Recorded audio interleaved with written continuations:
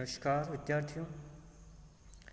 आज हम देखेंगे भारत में विविधता और उसमें एकता किस प्रकार विद्यमान है।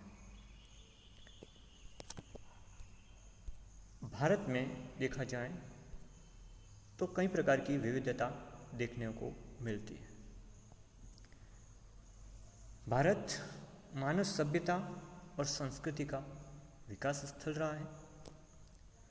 यहाँ देखा जाए तो भौगोलिक स्वरूप के विकास के साथ साथ अनेक विविधताएं भी देखने को मिलती हैं, जिनमें से कुछ विविधताएं आपके सामने स्क्रीन पर दिख रही हैं। पहली विविधता है भूगर्भिक संरचना संबंधी विविधता। भारत में देखा जाए तो भूवैज्ञानिक दृष्टि से कई विविधता है। दक्षिण का प्रायद्वीपीय पठार विश्व के प्रमुख प्राचीन भू आकारों में से एक है, जो कि कठोर चट्टानों से बना हुआ है तथा देखा जाए तो इसमें खनिजों की विविधता है। इसी प्रकार देखा जाए तो हिमालय पर्वत है, वो एक नवीन पर्वतमाला है। इसके चट्टानों में जीवाश्म अधिक मिलते हैं और खनिजों का अभाव है लगभग। उसी तरह उत्तर भारत के विशाल मैदान में नवीन भू आकार है, जिसमें देखा जाए तो पूर्व से लेकर पश्चिम तक यानी असम से लेकर पंजाब तक विभिन्न संस्कृति वाले समुदाय निवास करते हैं और अपनी विभिन्न प्रकार की आर्थिक क्रियाएं संपन्न करते हैं। तो इस तरह देखा जाए तो भारत में भूगर्भिक संरचना संबंधी विविधताएं देखने को मिलती है। दूसरी बात की जाए भारत में विविधताओं की, तो जलवायु संबंधी विविधता यहाँ पर मिलती है। भारत में उष्ण और शीतोष्ण दोनों कटिबंधों में मिलने वाली जलवायु यहाँ पर मिलती है, क्योंकि इसकी स्थिति, भारत की स्थिति उष्ण और शीतोष्ण तो दोनों कटिबंधों में, जिस कारण यहाँ पे जलवायु संबंधी विविधता मिलती है। इसलिए देश की जलवायु को उपोष्ण कटिबंधीय भी कहा जाता है। भारत में एक और जहाँ मेघालय के मौसिनराम और चेरापूंजी में विश्व की सर्वाधिक वर्षा होती है, तो वहीं दूसरी ओर देखा जाए तो पश्चिमी राजस्थान में 20 सेंटीमीटर से भी कम वर्षा होती है औसत रूप से। तो इस तरह यहाँ जलवायु में विविधता है। इसी तरह अगर देखा जाए तो पश्चिमी घाट में 250 सेंटीमीटर के लगभग वर्षा होती है, जबकि इसके पूर्व में वृष्टि छाया प्रदेश जहाँ पे 50 सेंटीमीटर से भी कम वर्षा होती है। तो कुल मिलाकर के देखा जाए तो भारत में जलवायु संबंधी विविधता देखने को मिलती है। तीसरा जो विविधता का मुख्य है कारक है वो जैविक संपदा संबंधी विविधता। यहाँ पे तीसरी विविधता देखने को मिलती है वो जैविक संपदा संबंधी विविधता, क्योंकि भारत के अंदर जैव विविधता अधिक है। भारत के अंदर देखा जाए तो यहाँ पर जो जैविक विविधता है वो अलग अलग रूपों में देखने को मिलती है। विश्व के 25 जैव विविधता वाले क्षेत्र देखे जाएं तो दो भारत में, विश्व के 25 जैव विविधता वाले क्षेत्रों के अंदर दो भारत के अंदर मौजूद हैं। एक तो है पूर्वी हिमालय और दूसरा है पश्चिमी घाट, जहाँ पर वनस्पति और जैविक समुदाय संबंधी संपन्नता है और विविधता भी है। यहाँ पर वनस्पति की विविधता है और जैविक समुदाय, उसमें निवास करने वाले जैविक समुदाय में भी विभिन्नता है। तो ये भारत के दो हॉटस्पॉट भी कहा जाता है इनको, तप्त स्थल जैव विविधताओं के लिए ये जाने जाते हैं, पूर्वी हिमालय और पश्चिमी घाट। तो ये जैव विविधता वाले क्षेत्र हैं। इसके अलावा भी यहाँ पर कई प्रकार की जैविक विविधता में भिन्नता देखने को मिलती है। अगला हमारा विविधता है भारत के अंदर सांस्कृतिक विविधता। भारत के अंदर देखा जाए तो विभिन्न प्रकार की सांस्कृतिक विविधता देखने को मिलती है।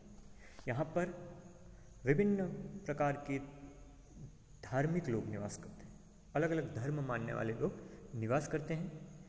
अलग अलग प्रांतों के अंदर अलग अलग क्षेत्रों में अलग अलग भाषाएं बोली जाती हैं। अलग अलग प्रजातियों के समूह भारत में भी निवास करते हैं। विभिन्न प्रकार के सामाजिक और भाषाई विविधताएं यहाँ पे हैं। अनेक क्षेत्रों में अलग अलग प्रकार की बोलियां भी बोली जाती हैं।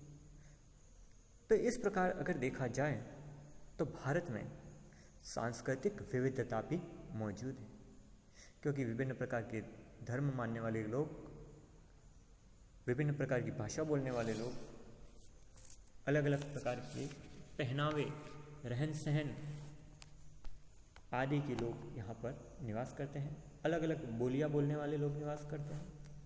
तो इस दृष्टि से भारत में सांस्कृतिक विविधता देखने में मिलती है। अगला जो विविधता है भारत में, अगली विविधता आर्थिक क्रियाओं में विविधता, जो आपको स्क्रीन पर दिख रही होगी कि भारत में आर्थिक क्रियाएं भी भिन्न भिन्न हैं। प्रत्येक व्यक्ति एक प्रकार की आर्थिक क्रिया नहीं करता।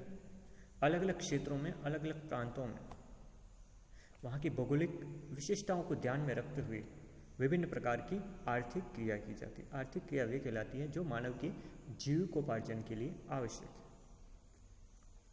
जिसके अंतर्गत कृषि है, खनन है, उद्योग है आदि क्रिया की जाती है।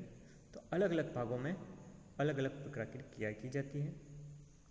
कहीं पर देखा जाए जहाँ पे जलवायु अच्छी है, मृदा भी उपजाऊ है, सिंचाई के साधन उपलब्ध हैं, तो वहाँ पर कृषि की सघनता ज़्यादा है। इसके विपरीत देखा जाए तो कुछ पहाड़ी क्षेत्र हैं, पूर्वोत्तर विशेष करके, वहाँ पर स्थानांतरणशील कृषि की जाती है। इसी प्रकार पश्चिम भाग देख लें तो पश्चिमी राजस्थान में शुष्क कृषि की जाती है और कई मैदानी क्षेत्र हैं, सतलज, गंगा, ब्रह्मपुत्र आदि के जो मैदान हैं वहाँ पर गहन निर्वाह कृषि की जाती है। तो इस प्रकार देखा जाए तो कृषि में भी विविधता है। कई क्षेत्रों में खनिजों की अधिकता है तो वहाँ खनन कार्य किया जाता है। तो इस प्रकार यहाँ पर कृषि, खनन आदि में विविधता है। जहाँ पे परिवहन के साधनों का विकास अधिक हुआ तो वहाँ पर उद्योग धंधे भी स्थापित हुए। तो इस तरह देखा जाए तो भारत में आर्थिक क्रियाओं में विविधता देखने को मिलती है। तो इस तरह कुल मिलाकर कहा जाए तो इन 5 रूपों में विविधता है। और भी कई प्रकार की विविधता है, लेकिन ये 5 प्रमुख विविधता है जो भारत में देखने को मिलती है। अब बात कही जाए कि भारत में ये विविधता होते हुए भी एकता मौजूद है। तो भारत में एकता किस प्रकार से? तो यहाँ पर भारत में एकता का संदेश देने वाली कुछ चीज़ें हैं, जैसे नदियाँ। भारत में नदियाँ हैं वो प्राकृतिक रूप से एकता का संदेश प्रदान करती है भारत, क्योंकि विभिन्न प्रकार की नदियाँ हैं वो एक क्षेत्र से, एक प्रांत से, एक राज्य से बहते हुए दूसरे प्रांत में जाती है। तो ऐसी स्थिति में वो एकता का संदेश देती है, क्योंकि यह देश के विभिन्न भागों से बहते हुए विविध संस्कृतियों वाले प्रदेशों में प्रवाहित होते हुए एकता का संदेश देती है, एकता के सूत्र में बांधती है। वो ये नहीं देखती नदियाँ कि ये प्रदेश अलग हैं, यहाँ के लोग अलग हैं, अलग संस्कृति के लोग हैं, अलग प्रदेश के लोग हैं, अलग भाषा के लोग हैं। तो ये नदियाँ नहीं देखती है। तो नदियाँ ये संदेश देती हैं कि भारत में एकता कायम है, भारत एक सूत्र में बंधा है। तो नदियाँ भी हमको ये एक प्रकार से एकता के सूत्र में बांध देती हैं। दूसरे देखा जाए तो भारत में जो जलवायु है, जैसे हमने पढ़ा ऊपर कि जलवायु में विविधता है, लेकिन अगर संपूर्ण जलवायु का बात की जाए तो भारत के अंदर मानसूनी जलवायु कहा जाता है, जो जलवायु है उसको। तो ये मानसूनी जलवायु है वो भारत में एकता के सूत्र में बांधती है। इसी प्रकार से भारत में अगर कोई संकट आता है, जैसे कोई पड़ोसी देश युद्ध कर देता है, तो भारत की सभी लोग, चाहे वो किसी भी धर्म के हो, किसी भी जाति के हो, किसी भी समुदाय के हो, किसी भी भाषा के हो, किसी भी प्रांत के हो, वो एकता का प्रदर्शन करते हैं। तो इस रूप में अगर देखा जाए तो भारत में विविधता होते हुए भी एकता मौजूद है। धन्यवाद।